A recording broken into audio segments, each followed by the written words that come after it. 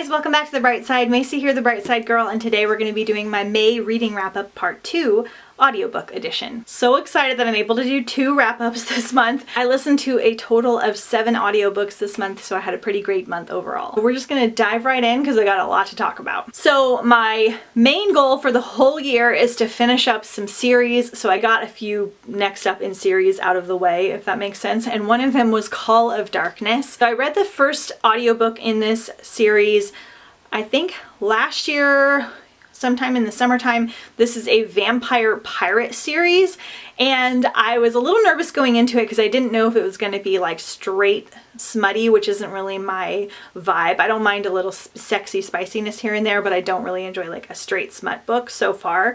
But it wasn't. So that's good to know whether you like it or not. There's definitely romance in here, but it stays pretty much like a traditional YA book.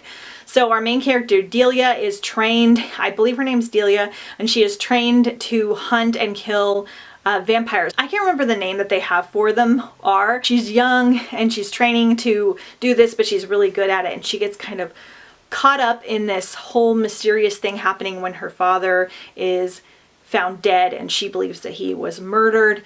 And there's all these mysteries that kind of involve, and she meets this vampire pirate that is not the monster that everyone has explained to her that they have to be. And so that's basically what it's about, is it's just kind of like this magical vampire piratey journey. Perfect for Mermaid Marathon, by the way. I really enjoyed the first one a lot. The narrator's really good. I found the audio on Hoopla. I think it's on most Hooplas and Scribd as well. I gave the first book 4 stars because I thought it was just really fun. This book was kind of strange, and it took like a weird like slave type turn to it that I wasn't expecting, and I didn't enjoy as much. It didn't feel like the story progressed as much as it could have. However, I loved the narrator still, and I still really enjoyed like the characters overall. I just wish it had gone like a different direction.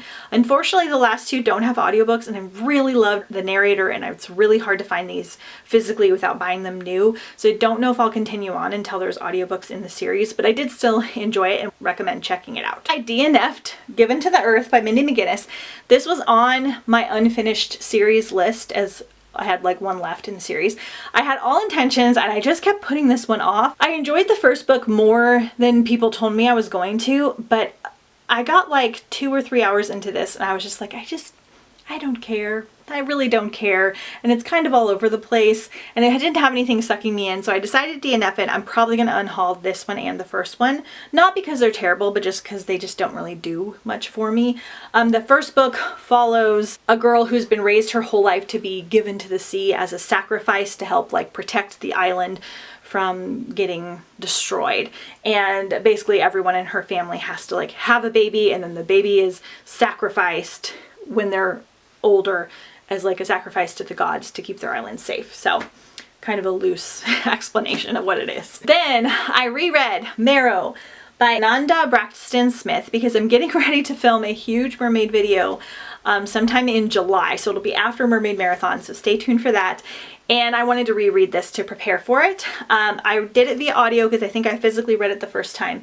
So this one is kind of hard to explain. The character is kind of learning about her past and her mother and different creatures and lore. There's a lot of folklore in here. I believe like a lot of Irish folklore as well, having to do with mermaids, or marrows as they call them, and it's just interwoven with these like magical stories. I did enjoy this, but it's definitely like more of a slow burn and a little bit more wordy, even though it's shorter. So I think I only gave this one 3.5 stars, but I would still recommend it if you really enjoy mermaid books and folklore and island vibes and things like that. Then I read Waterfall by Lauren Kate. I did this one via audio. I physically read the first book, I think in April, and I really enjoyed it. The first book was Teardrop. It's not mermaidy. I thought that it would be. I thought maybe this one would be. It is not. It's basically about a girl that is not allowed to cry. She's told her whole life she's not allowed to cry. She's never cried. Something bad's gonna happen if she cries, and there's all this like mystery revolving around like her mother's death and how her mother died, and you're following this boy who's kind of following her around.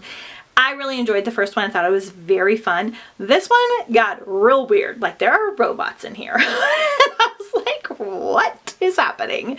And I did not enjoy it. It took me forever to get through this audiobook. I just thought it was too much, too over the top, too much to cram into one book. I didn't DNF it because I wanted to finish it because I'd heard things about the end. The ending was decent, but I don't know. I probably won't keep this one either. Then I read Tarnished by Kate Jarvik Birch because I read the first book in April, and I did this one via audio. They're very short audiobooks. The first book is about girls that are born and raised to be pets. So they're like lab created humans that are born to be like sold to be used as pets. So basically these girls will like sit and look pretty and they'll hang out with the family and entertain the kids and just all this kind of stuff, and it's just this very controversial thing that's happening. It's got that dystopian vibe about it.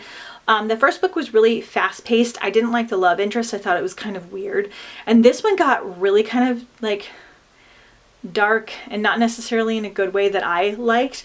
I don't think I'm going to read the last one in the series because I just don't really care, but I'm glad I read it. They're really quick, fast-paced dystopians if you like dystopian reads, and they're decent. I think I gave this one 3 stars. Then I read Fate of the Fallen by Kel Cade. Again, this is another reread for me because the second book just came out and I want to reread that one so I can catch up with this series. I talk about this book a lot on my channel because I love it so much.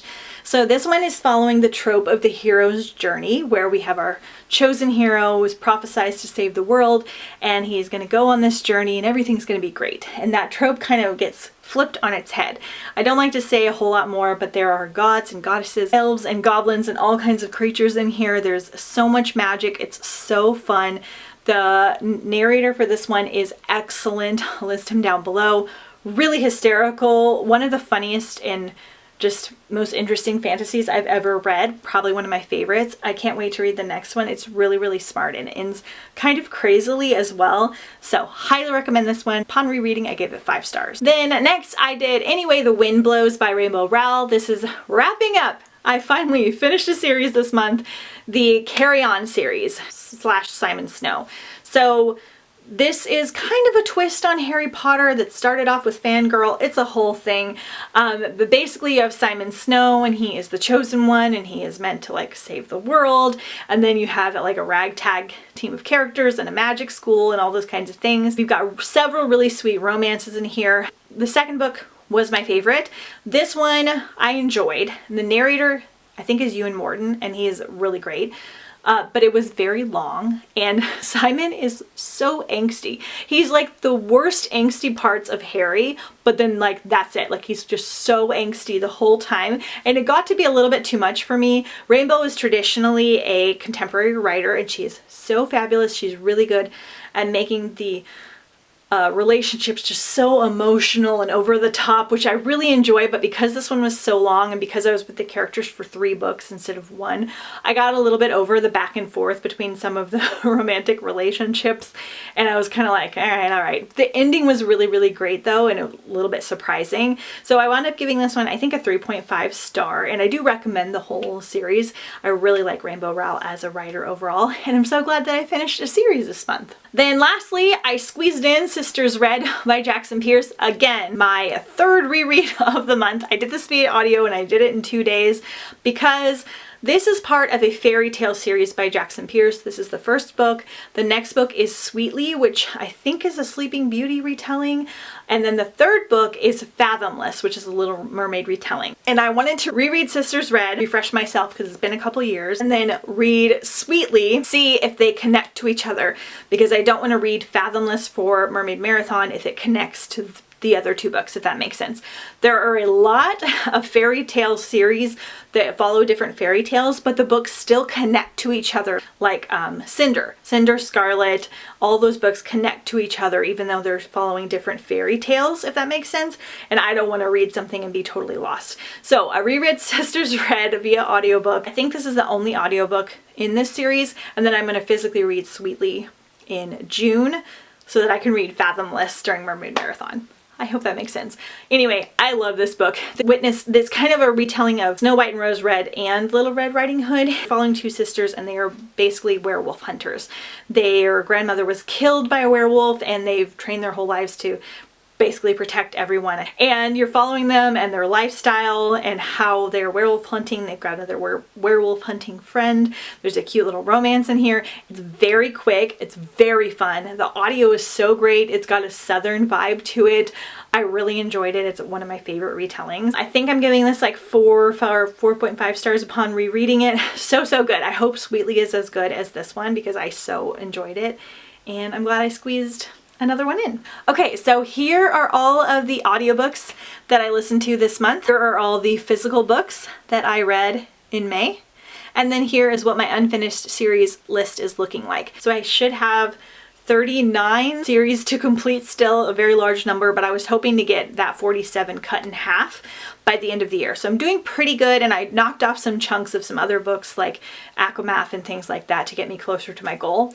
Let me know how you guys did in May reading wise, how many books you read, how many books you listened to, if you do ebook, all that kind of stuff. Don't forget to check out that first video where I talked about all the books I physically read, linked up here in the cards for you guys. Don't forget to follow me on Instagram at The Bright Side Girl for more bookish and non-bookish fun, and I'll see you guys next time on The Bright Side.